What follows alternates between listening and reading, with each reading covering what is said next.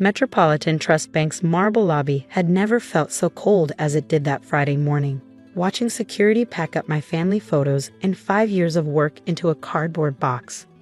15 years after my father's disgrace, history was apparently repeating itself. "I expected better from you, Sarah," Marcus Graham, the bank's chief risk officer, said with practiced disappointment, digging into closed cases, accessing sealed files. "Your father's obsession with conspiracy theories destroyed his career. Don't let it destroy yours too." I carefully wrapped the photo of Dad and me at my college graduation, the last picture we took before his heart attack, before everything fell apart. "The transaction patterns are identical," I said quietly. "If you just look at the data." Enough. He slammed my desk drawer shut. "The Peterson case was settled years ago. Your father's wild theories about systemic fraud were thoroughly debunked. The board's decision is final." My name is Sarah Chin, and until today, I was a senior fraud analyst at Metropolitan Trust, one of the country's largest banks, the same bank that had fired my father for trying to expose what he claimed was a massive financial conspiracy. But I found something they'd missed. Something that proved he might have been right all along. "Tom from it caught me at the elevator. They're already locking down your access," he whispered. "But I saved everything you flagged. It's safe."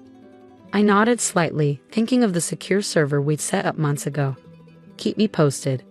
The autumn rain felt appropriate as I walked to my car, matching my mood. 5 years of building my reputation, of trying to restore the Chen name in banking circles, all erased because I dared to question the official story about my father's investigation. My phone buzzed. A message from Jenny in compliance. "They're reviewing all your cases now. Graham's team is going through everything. Good luck understanding it all." The thing about financial fraud is that it hides in patterns. Small discrepancies, subtle irregularities that most people miss. Dad had taught me to see them, to recognize the stories numbers tell when you know how to read them. "Never trust the obvious narrative, sweetie," he'd say, showing me bank statements and transaction logs. "Money leaves traces like footprints in snow. You just have to know where to look." I drove to Dad's old house. My house now, though I'd never had the heart to change much. His home office was exactly as he'd left it, down to the financial journals stacked on his desk and the whiteboard covered in his neat handwriting. But something was different. The old filing cabinet, always locked in my memory, was slightly open. Inside, I found something I'd never seen before. A battered USB drive taped to the back of a folder, marked Peterson Final Notes. My hands trembled as I plugged it into my laptop. The files were encrypted, but I recognized Dad's pattern. He always used significant dates as keys. His wedding anniversary unlocked the drive. What I found made my blood run cold. Emails, transaction records, internal memos. Dad hadn't just been investigating the Peterson investment fraud. He'd uncovered something much bigger, a pattern of sophisticated financial manipulation going back decades. But it was the memo dated 2 days before his heart attack that made me gasp. "Sarah, if you're reading this, something has happened to me before I could finish. The Peterson case isn't just about one corrupt investment manager. It's the tip of an iceberg that goes to the heart of Metropolitan Trust. The pattern repeats every 7 years. Major clients' accounts are drained through a series of complex transactions disguised as legitimate investments. The money disappears into offshore accounts, then returns laundered clean through subsidiary banks. I've tracked over $3 billion moved this way since 1990. But I needed proof that would stand up in court. That's what I was close to finding when they shut down my investigation. Everything is documented here. The accounts, the transactions, the names. But most importantly, I found the algorithm they used to hide the money movements. Once you understand the pattern, you can predict where the money will flow next. According to my calculations, the next cycle begins soon. Watch account series XR7, especially transfers to Singapore banks. That's where it will start. Be careful who you trust. Some of the names in these files belong to people at the highest levels of the bank. I'm sorry I couldn't finish this myself. But I know you'll see what I saw. You always understood the stories behind the numbers. Love, Dad. I sat back, my mind racing. Dad hadn't been paranoid. He found something real, something big enough to get him silenced. My phone buzzed. A text from an unknown number. "Meet me at Riverside Park, noon tomorrow. Bring your father's files." P. Peterson, the investment manager whose fraud had triggered Dad's investigation, the man who disappeared after taking the fall. I checked my encryption software, making sure the USB's contents were securely backed up to multiple locations. Then I started reading everything, every memo, every transaction record. By midnight, patterns were emerging. Dad had been right. The seemingly random investment losses followed a complex but predictable algorithm. And according to his calculations, the next cycle was due to begin in exactly 1 week. My phone buzzed again. Jenny from compliance. Sarah, something weird is happening. Graham's team just pulled all digital records from 2008 to 2010. They're looking for something specific. They knew. They must have realized what I found in Dad's old cases. But they'd made one crucial mistake. They thought firing me would stop the investigation. They didn't know about Dad's USB drive, about the evidence he gathered, about the patterns he'd discovered. I looked at my father's whiteboard, at his meticulous notes about money flows and offshore accounts. In 1 week, according to his calculations, another $500 million would start moving through Metropolitan Trust's systems, unless someone stopped it. It's not about proving the fraud, Dad had written in his final notes. It's about preventing the next one.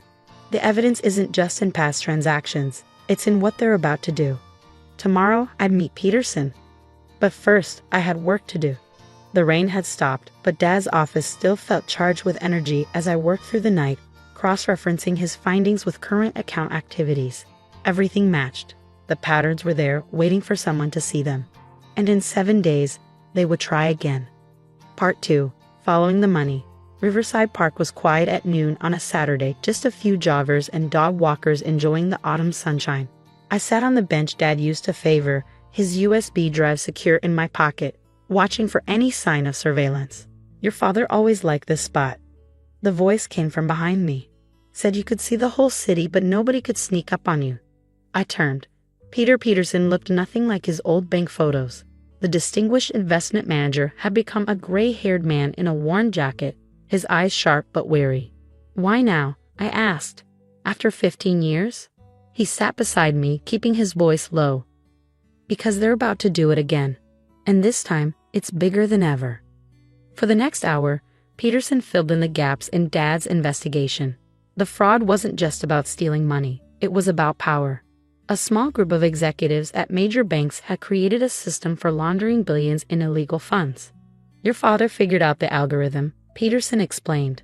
The 7-year cycle, the offshore transfers, everything. But he didn't know who was really behind it. And you do. He handed me a phone, a burner completely clean. Everything's on here. Names, dates, recordings. I've been gathering evidence since they forced me out, but it's not enough without the proof your father found. I showed him Dad's files. His hands trembled as he read. This is it, the missing piece. With this and my evidence, we can stop them. No, he corrected. We can destroy them. My phone buzzed. Jenny from compliance. Sarah, emergency board meeting called for Monday. Something about historical account reconciliation. Graham looks nervous. They were accelerating the timeline. The fraud cycle wasn't starting next week. It was starting Monday. Peterson saw my expression. What? We don't have a week. They're moving now. He stood up quickly. Then we need help. Real help. The next 24 hours were a blur of activity. While Peterson contacted his connections in financial regulation, I worked with Tom to analyze the current account patterns. Dad's algorithm was perfect. We could see the preparation happening, accounts being positioned, offshore entities being established, everything following the pattern he'd documented 15 years ago. But this time, we were watching it happen. My phone rang. A number I didn't recognize. Ms. Chen, this is Agent Diana Martinez, FBI Financial Crimes. We need to talk about Metropolitan Trust.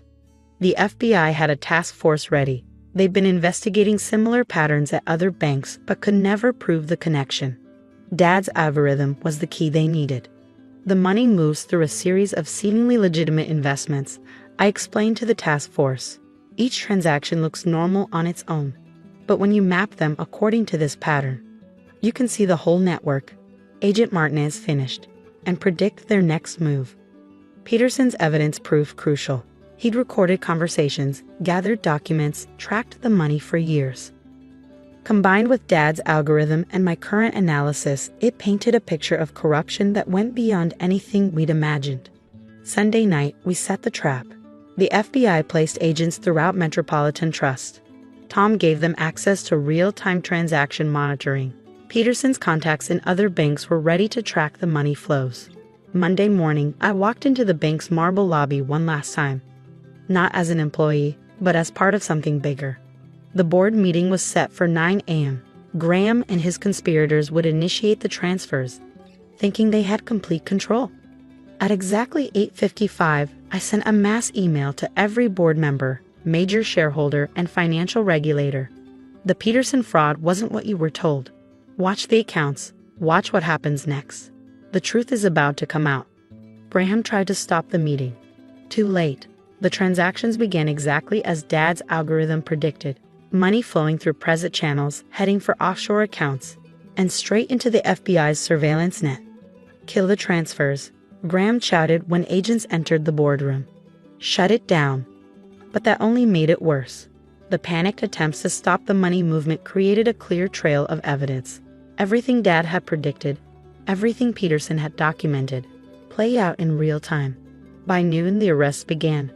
Graham, 3 board members, executives at partner banks, the entire network crumbling as each person rushed to save themselves.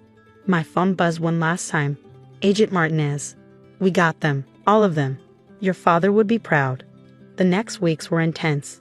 Congressional hearings, criminal indictments, financial industry reforms. Metropolitan Trust survived, but transformed. New leadership, new oversight, new commitment to ethical banking. Peterson was cleared of all charges, his reputation restored. He now teaches banking ethics at Columbia. Jenny runs the new compliance division, implementing systems based on Dad's algorithm to detect fraud patterns. Tom heads its security, making sure no one can ever hide money movements again. And me? I was offered my old job back with a promotion. I turned it down. Instead, I established the Chen Financial Integrity Institute, dedicated to developing new ways to detect and prevent banking fraud. We train regulators, consult with banks, and help whistleblowers expose corruption. Last week, I received a letter that made me cry. Dear Ms. Chen, 15 years ago, I lost my life savings in what I now know was part of the fraud your father tried to expose. Today, I received restitution from the settlement fund. Your father was a hero, and so are you. Thank you for finishing what he started. James Wilson. I keep that letter in Dad's old office, my office now, next to his original whiteboard. His notes are still there, preserved behind glass. A reminder that one person who understands the patterns can change the whole system. The Chen Financial Integrity Institute is different from traditional banking. We encourage questioning, investigation, pattern recognition. Every analyst is taught to look beyond the obvious, to see the stories that numbers tell when you know how to read them. Graham and his co-conspirators are in prison.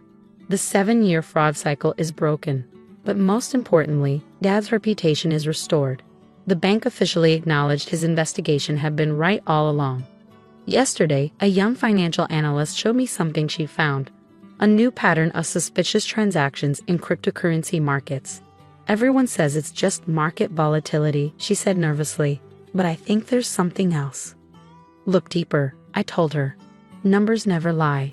They just need someone brave enough to read their story. The financial industry has changed. New regulations, new oversight, new commitment to integrity. But the most important change is in culture. Now people know that someone is watching, someone understands the patterns. Last month, I spoke at a banking conference. A student asked what it felt like to be fired that rainy Friday morning. It felt like failure, I admitted. But sometimes what looks like failure is actually the beginning of something important. The key is to believe in the truth, even when everyone tells you you're wrong. Dad's USB drive sits in a safe in my office. We don't need it anymore. Its contents are part of the public record now. But I keep it as a reminder that one person's dedication to truth can change everything. And it all started with a father's determination to expose corruption and a daughter's courage to finish what he began.